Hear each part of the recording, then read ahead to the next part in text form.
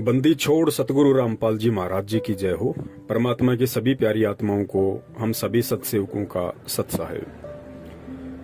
पुण्यात्माओं, सत्संगों का सार नंबर 23।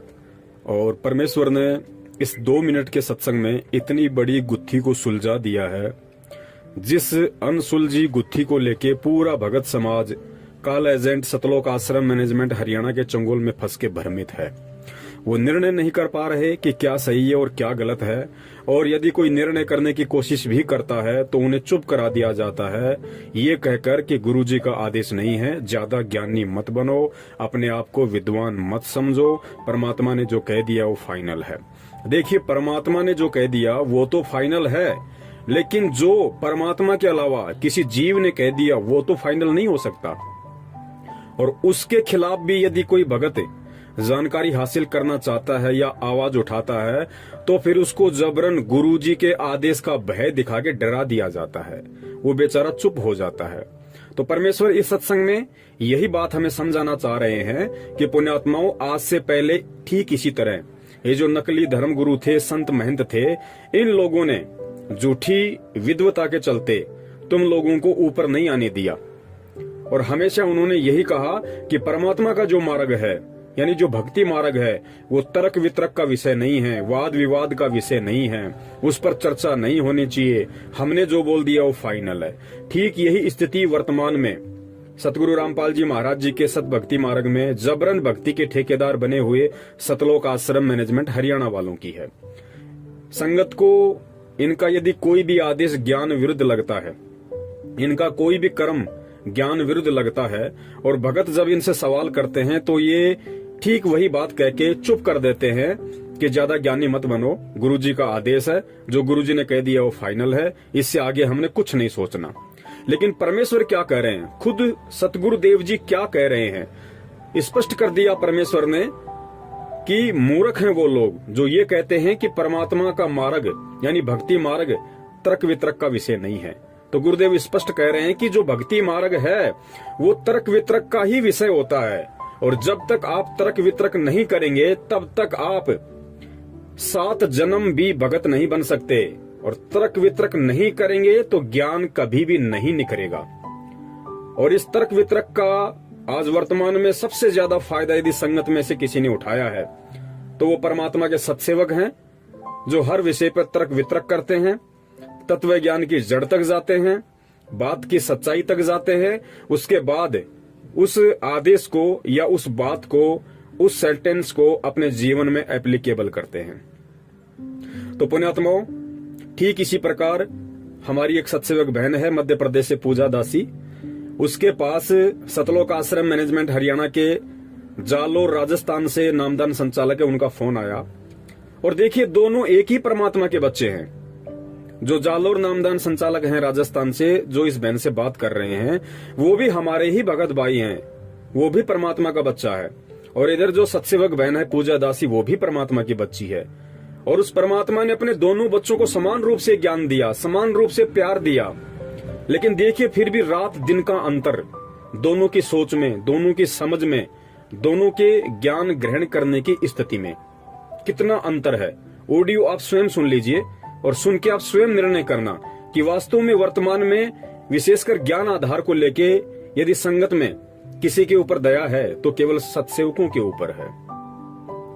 वो भाई कह रहा है, जब एक मैटर ऐसा चला इन दोनों की बातचीत में, तो उस बहन ने कहा कि भाई, जैसे श्री कृष्ण जी थे, श्री रामचंद्र जी थे, अन्य देवी देवता थे, और पहले जो लोग उनकी भक्ति किया करते थे या वर्तमान में जो उनकी भक्ति कर रहे हैं, उनको भी लाभ परमात्मा ही दिया करते थे। राम और श्री कृष्ण के भक्तों को भी लाभ परमात्मा ही दिया करते थे। तो वो भाई उस बात को नकार रहा, ये कहकर, अच्छा, उनकी भक्ति में भी परमात्मा लाभ देते थे, उसका ये कहने का मतलब है कि आप झूठ बोल रही हो। जबकि पुण्यात्माओं, आप सबको अच्छे से पता है कि परमात्मा ने इतने वर्षों से, इतने युगों से वर्तमान समय तक इस भक्ति को लाने के लिए, जीव आत्माओं की आस्था भगवान और भक्ति से लगाए रखने के लिए परमात्मा ने कितने कितने पापड़ बेले हैं। चाहे कोई किसी भी देवी देवता का साधक था, परमात्मा ने ही उनको लाभ दिए हैं। और गुरुदेव ने यहां तक कह दिया कि जब श्री कृष्ण जी अर्जुन को लेके और राजा मोर ध्वज के वहां पे गए तो परमात्मा को पहले ही पता था कि श्री कृष्ण जी के साथ में जो शेर जा रहा है, ये शेर भाई मांस खाने वाला है, ये जानवर है। और जैसे ही वहां जाके मोर ध्वज के पुत्र ताम्र ध्वज का सिर आरे से काटा जाएगा, ये शेर उसको खाएगा, और खाएगा तो राजा की भी भक्ति और भगवान से आस्था हटेगी, प्रजा की भी हटेगी और रानी की भी हटेगी। तो परमेश्वर ने क्या खेल खेला वहां पे? गुरुदेव ने सत्संग में कहा कि वो जो शेर था, जो सिंह था, वो परमात्मा बन गया। यानी पूर्ण परमेश्वर कबीर साहिब जी ने शेर का रूप धारण कर लिया। श्री कृष्ण जी जिस शेर को साथ में लेके गए थे, वो शेर परमात्मा बन गया। वो शेर फिर कोई जानवर नहीं रहा, परमेश्वर ने सिंह का रूप धारण कर लिया। और फिर गुरुदेव ने कहा कि वो जो सिंह था वो मांस खाने वाला नहीं था, क्योंकि वो परमेश्वर था स्वयं। तो पुण्यात्माओं, किस किस तरीके से परमात्मा ने फिर दूसरा सबसे बड़ा उदाहरण दिया। जिस समय द्रौपदी का चीरहरण हो रहा था, तो किसने रक्षा की? भगत तो श्री कृष्ण जी की थी, भक्ति तो श्री कृष्ण जी की कर रही थी, गुरु भी श्री कृष्ण को बना रखा था। लेकिन जब चीरहरण का समय आया तो परमेश्वर को पता था कि द्रौपदी का जो बुरा समय था, कोई प्रारब्ध का, उसमें श्री कृष्ण जी के पास इतनी पावर नहीं थी कि वो द्रौपदी का चीरहरण बढ़ा सके। द्रौपदी को उस समय नंगा ही होना था, उसकी बेइज्जती ही होनी थी। लेकिन परमात्मा ने भक्ति और भगवान से लोगों को जोड़े रखने के लिए, आस्था बनाए रखने के लिए श्री कृष्ण रूप में, यानी सूक्ष्म रूप में परमेश्वर ने द्रौपदी का चीरहरण बढ़ाया। त्रेता युग में भगत प्रहलाद, श्री विष्णु जी उसकी कोई रक्षा नहीं कर सकते थे, लेकिन परमेश्वर ने नरसिंह रूप धारण करके उसकी रक्षा की।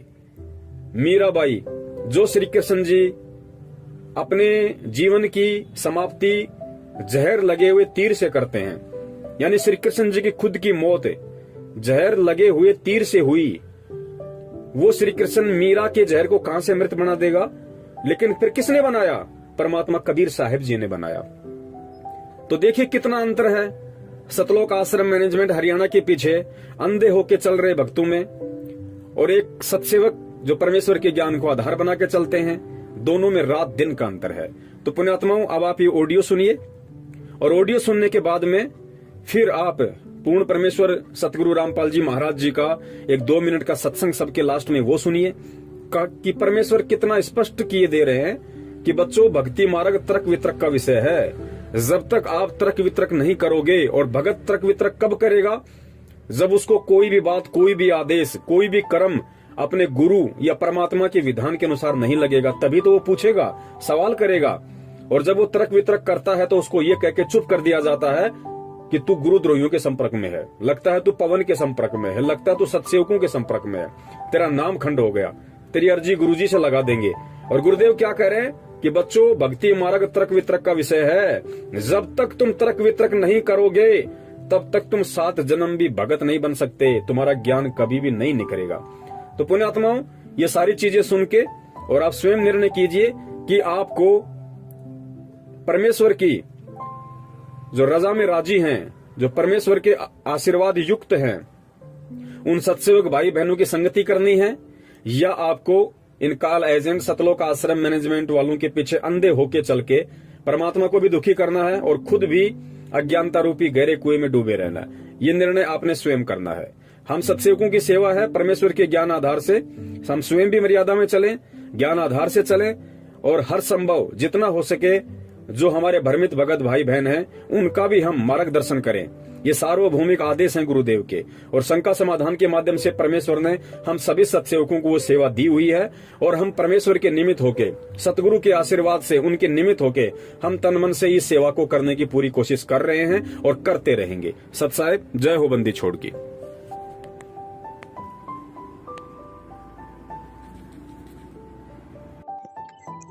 एमपी से बोल रही हूँ बेटी।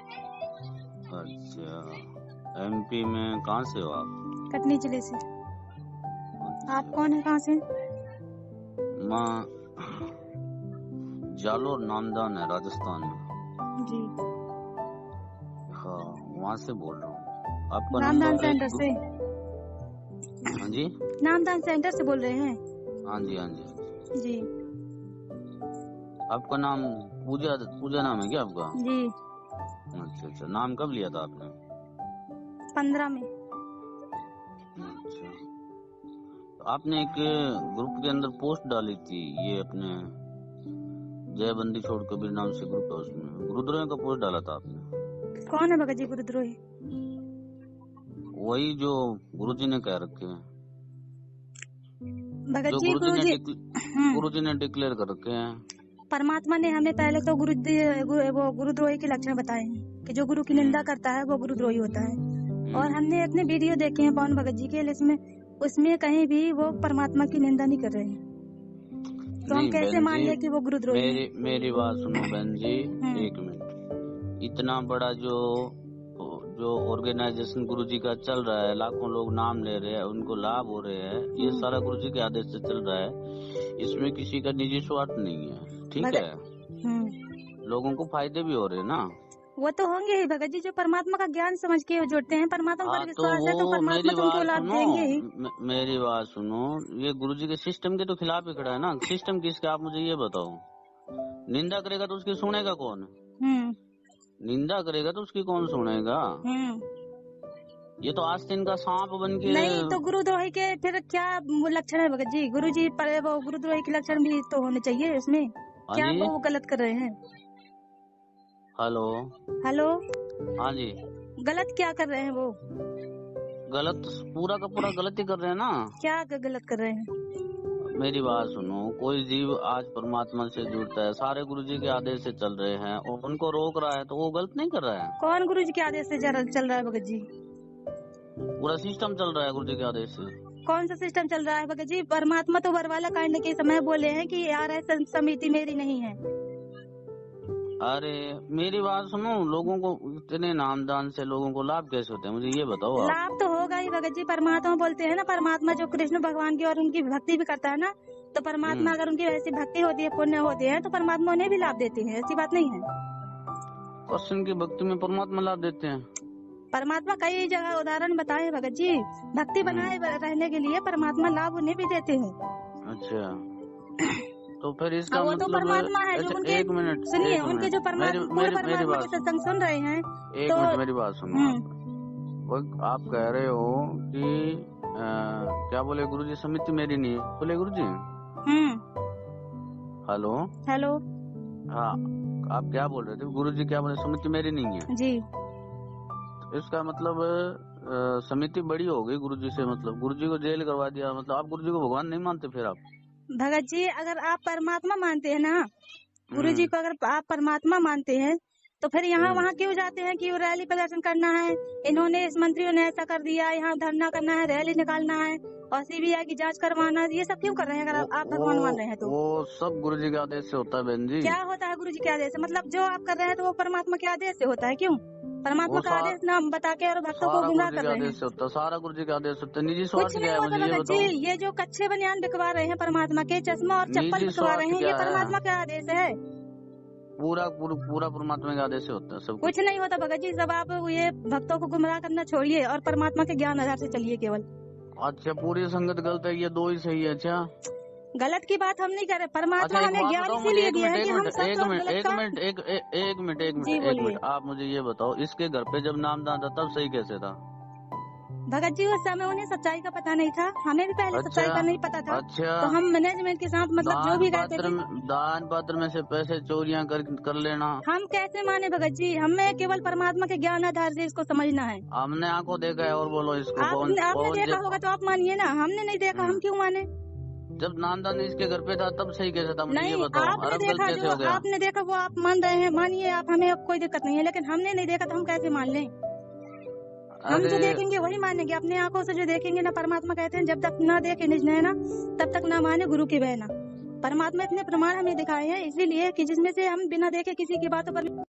उस परमेश्वर ने 600 वर्ष पहले वो लीलाएं की थी जो भगवान किया करता है, और उसी का प्रमाण पवित्र चारों वेद, पवित्र गीता जी और सभी सद्ग्रंथ बताते हैं कि वो परमात्मा अपने निज लोक से चलकर आता है, अपनी विशेष खास आत्माओं को, वरिष्ठ आत्माओं को आकर मिलता है, उनको अपने तत्व ज्ञान से परिचित कराता है। क्योंकि पिछले संस्कारी जो हंस होते हैं वो चाहे शिक्षित हैं चाहे अशिक्षित हैं, वो भगवान के मार्ग में घनी आनाकानी नहीं करते, वो चतुर नहीं होते, वो सादे होते हैं।